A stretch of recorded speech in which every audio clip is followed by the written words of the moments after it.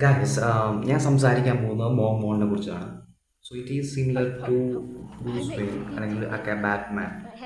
ഒരു period of ടൈമിൽ self improvement ചെയ്യാൻ വേണ്ടി സ്വന്തം പാരൻസിന് ക്രിമിനൽസ് കൊല്ലുകയും പിന്നീട് ക്രിമിനൽസിനുള്ള വിരോധം കാരണം അവരെ ഉം, അവർക്കെതിരെ പോരാടാൻ വേണ്ടി ഒരു സെറ്റ് ഓഫ് ടൈമിലേക്ക് മാർഷൽ ആർട്സും അല്ലെങ്കിൽ അതുപോലെ തന്നെ പല കാര്യങ്ങളും സെൽഫ് ഇമ്പ്രൂവ്മെൻറ്റിലോട്ട് പോവുക, അങ്ങനെ പർപ്പസ്ലി ഫുള്ളി ഡെഡിക്കേറ്റഡ് ആയിട്ട് ഡിസ്ട്രാക്ഷൻസ് ഒക്കെ കട്ട് ചെയ്ത് ചെയ്യുന്ന ഒരു പ്രോസസ്സാണ് മോഹം എന്ന് പറയുന്നത്.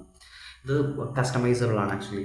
ഞാൻ ക്യാൻ ഹേർട്ട് മീ എന്ന് പറയുന്ന ഡേവിഡ് ഗോഗിൻസിൻ്റെ പുസ്തകം കൂടി ഇൻറ്റഗ്രേറ്റ് ചെയ്തിട്ടാണ് മോമോൾ ചെയ്യുന്നത്.